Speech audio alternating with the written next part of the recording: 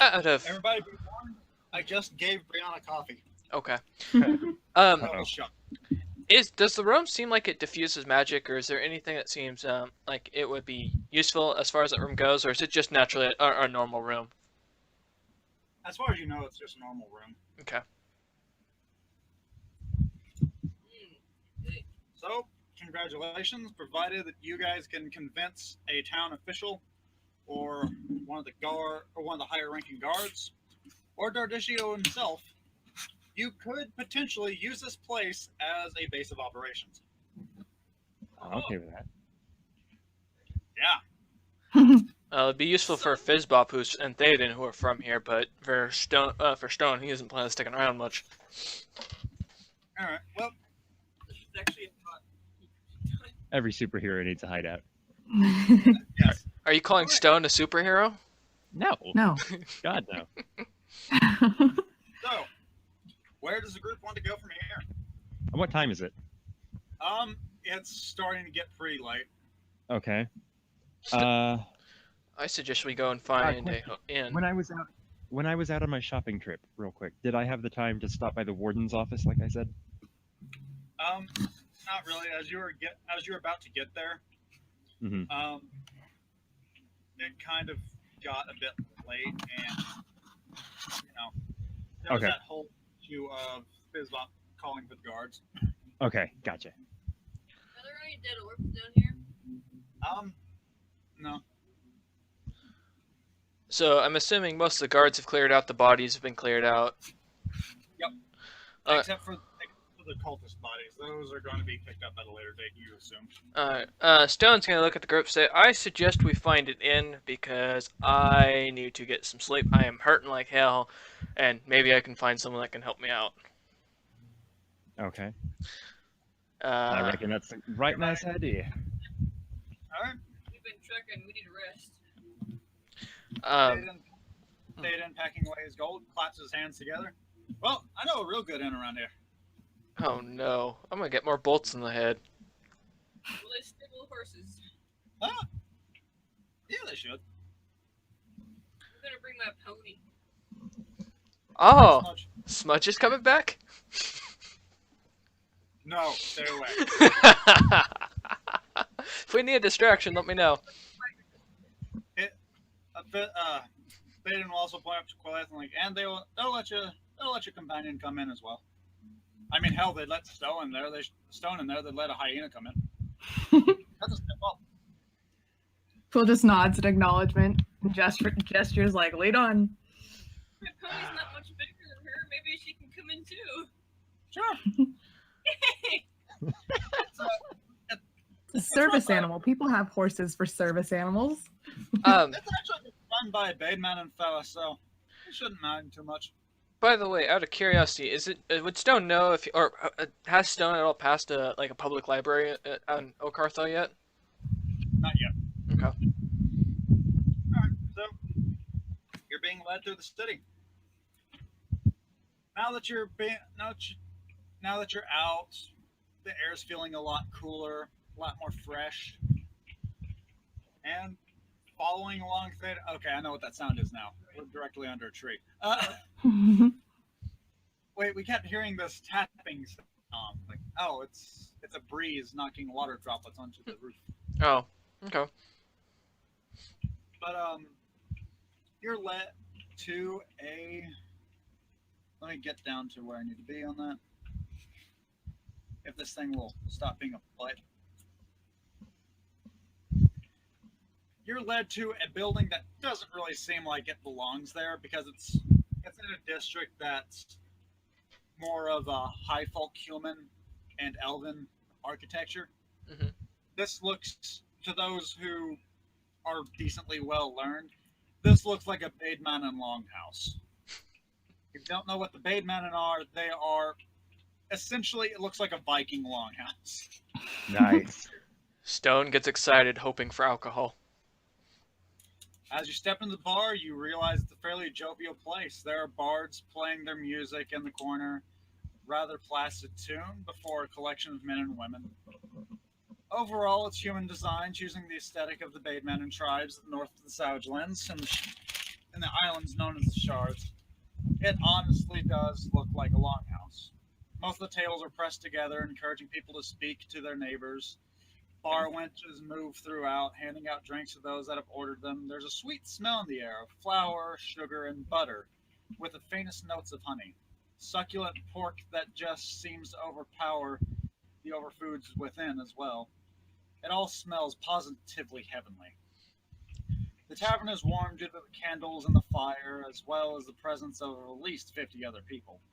The mood of the night seems pleasant, welcoming, to the point that when the first member of the party steps through, a cacophonous greeting is belted out to everyone present.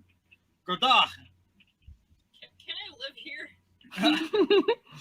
And then, with this given, everyone is back to work. The Okay. bartender, which is a rather massive man, with an equally massive and magnificent beard. His hair is white, though he only appears to be in his 30s. His arms have been branded with. Oh, sorry, you got something stuck in my throat. With a Bademan theme. Still, he remains jovial despite the huff in which his present conversational partners seem to be in. And he greets the party. Godah, come! Please, come. Place your weapons at the bar, then find a place to sit. Stone goes ahead and does exactly what he says. Okay, so everybody's going to set their weapons on the bar. Mm-hmm. Do I need to set my weapons down, or are they sufficiently concealed that I could keep them? Because they're all tiny.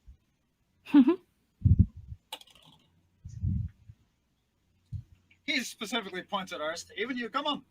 Okay, No yeah, one's sure. gonna- I'm going to take off my dart belt then. No. Which I figure my dagger is on too. I promise. If you stay the night and you leave in the morning, your weapons will be returned to you. They'll be polished and sharpened. I promise. Nice. All right, does this look like the sort of bar where I could order a fancier drink of sorts? Not too fancy, mind. Sorry, Brianna was saying. No, it's okay, go ahead. No, what did you say? No, it was just distracting. Wait, what? Who say? Andrew, what did you say? Okay. Does this look like a sort of bar where you could order fancier drinks? Not too fancy, mind, but mixed drinks. You could probably ask, although the scent of honey kind of hints that you're more than likely going to get mead. Okay. Stone. So I'm going to ask the bartender if I can get a bolt in the head. A bolt in the head. Yes. Stone just kind of looks at him and says, Thaden can do that. It seemed appropriate given the situation. Thaden's going to move towards the table, just kind of a spot that's got 5 chairs, 3 on one side, 2 on the other. Motions for Fizz Buff. Like, I'll treat you to meat. You like honey, right? Yeah. All right. As for the request of a bolt in the head, the man stares for a second. He just grins. I don't know what that is, lad. Okay. Whiskey and balsamic vinegar, if you have it. Oh, yeah, sure. Just go and sit down. Just call out your drinks. We'll get somebody over there to you. Great. I'm just going to go sit down. So are we all sitting at a table? Yeah, you're all sitting at a table, Okay. 3 to one side, 2 to the other. So- Okie doke. So while we're waiting for a bar gal, I did remember the term you used, but Stone's gonna sit down and look, Bar went. bar wench, yeah. Stone's gonna look at the group, so I'm looking and say, well, we have a big problem by the looks of it. How do you reckon? Well, because the only other man who's strong enough to call himself king in the Savage Lands has his hands on black orcs that are attacking the city. And Stone pulls out the hand cannon in his out of his backpack that's empty, and sits it on the table and kind of lets everyone look at it. And So, I cut out there if you mentioned, but so who exactly is this other fella? his name's Bronze Cap, or something of the sorts, and he's a descendant of the god Magni. He's also the only other, Sorry. No, go ahead, finish. Oh, okay. He's the only other man who honestly scares me in the Savage Lands. He's got machine cannons and is rather strong and intimidating. Um, and he might or might not have a personal vendetta both against the Kingdom of Aramis and myself. Does Quill Yeah. know who this is? Um, the name Bronze Cap she might not know. However, Thaden is going to fill in a little bit of the gap here. Okay. As he reaches out, starts looking the hand cannon over and says, oh yeah, I know who you're talking about. Gaz Bronze Cap. Mm-hmm. That's where Quillith would know definitely who that is. He is the only dwarf in the Savage Lands that has access to a water supply that's not either poisoned, salt water, or is controlled by a sentient force that wants to kill everything. So when she hears his name, Quill kind of like narrows her eyes suspiciously and is like, I don't even know how she would phrase this. Like, the wildlife told me that there were orcs and dwarves getting along in the Savage Lands. Oh, great. That's what we need now. So, basically, here's what I'm recommending. When in the morning, we return to Dardisio, explain what's going on, and the first thing we do is head out of the city. Let Dardisio prepare his army, get them ready in case the shards decide to invade, and we head to Stonehold, where we'll be able to take on Bronze Cap ourselves. With Theoden here, What about the cult? well, apparently The cult. Well, I don't think the cult would be that big of a problem, honestly. Not compared to the orcs. But why do you suspect that it'd only be the shard orcs that are coming through? Well, it's the shards as well as whatever tribes have been united under myself or any other faction leaders in the Savage Lands. However, the two powers right now that I know of are myself and Bronze Cap. So my guess is that he's also working with the orcs from the shards. There'd be no reason for him not. And plus, I saw a white orc, which I'm not exactly familiar with in the Savage Lands. Especially Quill a white looks orc. at Sona and says, I saw a white orc too. Female? Used a magical blade? No, he was an adventurer. He had a tiger. Wait. You saw Could be just a coincidence. So you saw a male white orc with a dagger. No, it's a white tiger. Oh, a white tiger. Okay. Stone just kind of ignores her then. So there was a female white orc that when I jumped down the stairs while Theoden and Fizzbop continued to look at the corpses, and I went to finish off the last of the orcs, I saw her cut through a dimensional hole of sorts with a knife and just left her men there to die. So my assumption is that he's working with someone from the shards, and the shards might have united under someone and now is working with Bronze Cap. That's my theory. Anybody? Well, Thaden's whatever the situation might be, I sure as hell ain't just dropping everything and running off to some foreign city. I got stuff to do here. All Got right. a few things to wrap up first. Somebody call high or low. Hi. All right. Thaden's going to just start nodding. What?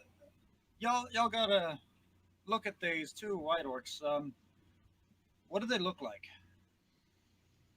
I didn't get a good enough look at her. I just know that she was female, and she apparently controlled this group of black orcs, and that she had a knife that was able to cut a dimensional hole. Did you notice anything about her hair? Was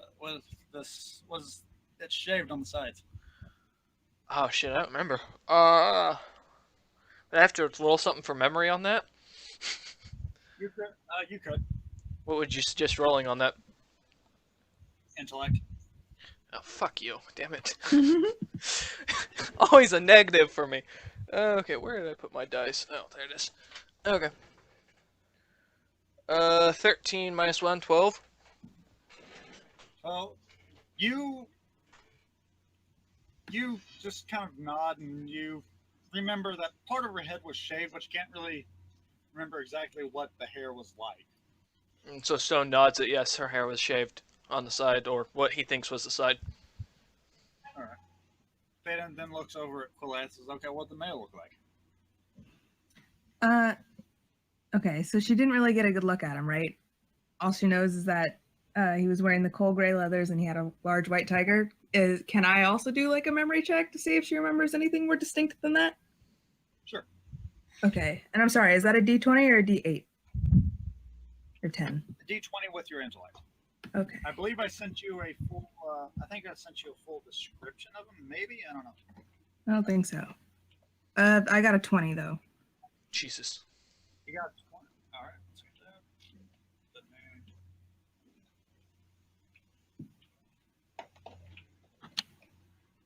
But all you sent me was that he was wearing coal gray leathers and had a white tiger. You know that he was, for a white orc, he was really short. Okay. But that's all that you can really remember about him. All right, yeah. So she just kind of shrugs and said he was short, wore coal gray leathers, had a tiger. That's all I really saw. All right, it's ringing a little bit of a bell, but I don't really want to say which tribe it could be in case that I'm wrong. Would it be from the shards? Oh yeah, it'd definitely be from the shards. So that means we have a chance that Bronze Cap is allied with someone in the shards, which means that we have two fronts we'll be dealing with. Well, if he's allied with who I think it is, then it would make sense that they were able to actually get into the city. And it's actually rather frightening implications because anybody they want dead could probably end up dead like that. Stone kind of gives a nervous look at that fact. Huh, great. So, I'll be sleeping well tonight. Thaden's going to hold up the hand cannon. Anybody want to take a look over this before I hand it up to the barkeep? I don't want to get on the smell bad side. She's holding it again? Hand cannon. I'll take a look at it. All right. Can I do an appraisal? Yes. You think it looks like a good make? It makes me happy. Anyone else? I'm good. All right. He's going to stand up. He's going to walk the hand cannon over to the barkeep, set it down. He takes it, puts it away. Stone goes back to talking then to the group, says, well, here's the thought I'm going on right now.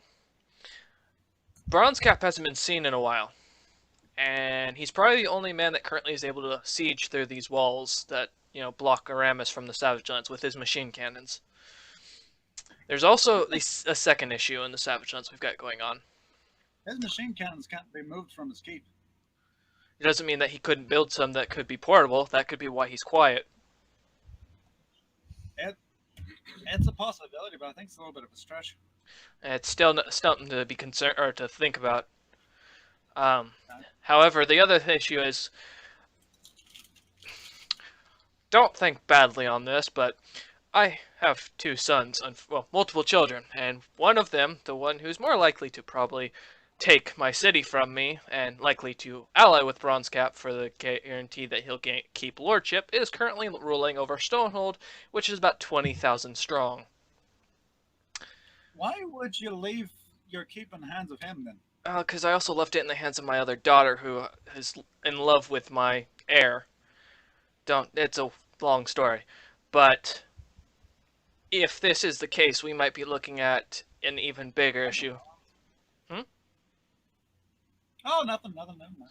So we're looking at, if Bronze Cap is able to get my son Aiden into this, then he'll have 3 allies and an army of at least 20,000 that we can count, plus whatever mercenaries that Aiden has hired. We might be in trouble. Ocarthel might actually fall to that, and which is concerning in this case for poor Fizzbop and Theoden here, who actually live here, and can't just walk out and leave. Actually, I don't live here. Okay, fair enough. So it's only concerning to Fizzbop here. Still, we might want to think about heading towards Stonehold here soon and see if we can't come up with a plan to use Theoden's Silver Strider permission to get into Bronze Cap's city and maybe chance assassinating him. Bless you. I don't know. I say that sounds like... Bronze Well, Cap's always been a bit of a good man.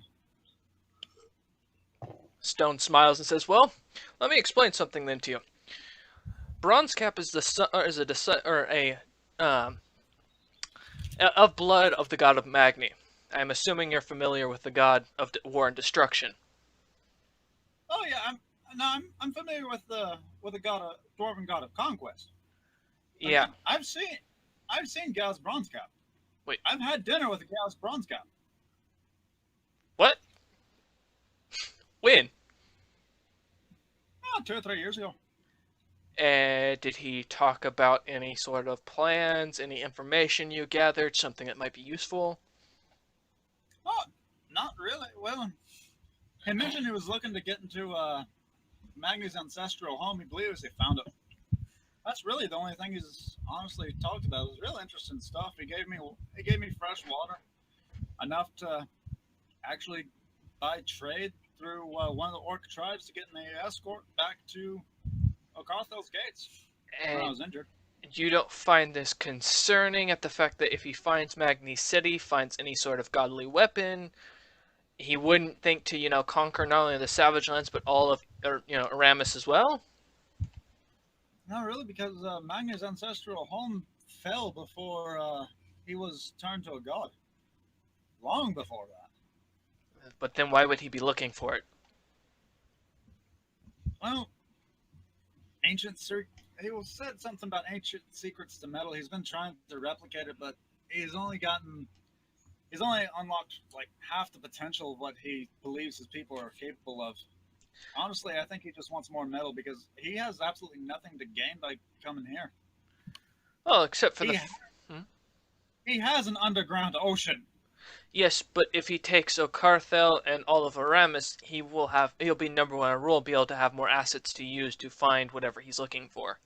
No man turns down conquest when he's got rulership. Especially a man who's got no sons yet. I still say it's a stretch. I just can't see Gaz doing something like that. Well, we know he's already involved. It's still an option. I'll give you that. Well, I'm not going to get involved in this semantical argument, but I will say that I'd be quite interested in meeting this fellow. I'm not. I want to kill him. I could get us an audience with him. The Savage Lands? Oh We yeah. can say no, Okay, well, but I do have things to wrap up here first. I'll go under one condition. What's that? I need kobolds. You need kobolds. Yeah. Why do you need kobolds? I need at least 4 kobolds. Why do you need at least 4 kobolds? You know my wagon, right? Okay. I do have it for a reason. It's kind of hard to buy all the scrap material I need. So, So you're I'm wanting thinking- scrappers. Yeah, I'm wanting scrappers that'll help me get things off the battlefield. Pieces of metal and everything. Sling it beneath the wagon. I can't do it all of it myself. All right, we'll see if we can. I'll take you past some of the kobold borrows after we get done with the Gaz Bronzecap stuff. If everything turns out all right, then we can easily purchase a few with water. Stone just kind of looks there and says, well, I might also be able to help. My city's very well known for slavery, so we might have a few that we've captured by now. But you have to voice all of them. No. No, Brianna has to voice all of them. Oh. No. Why what? Because your kobolds are adorable. Well, as you're speaking, 2 things happen. Well, technically 3 things. But throughout this, the bartender's been talking with 2 people. One is a plump gentleman who's got a dark cloak around him. He's just apparently been arguing. He slams his fist down on the bar, gives a dismissive wave, and storms out of the tavern. A woman was talking with him as well. She just slowly slides back down by herself near the bar, continues drinking. And the final event that happens, everybody has their drink served.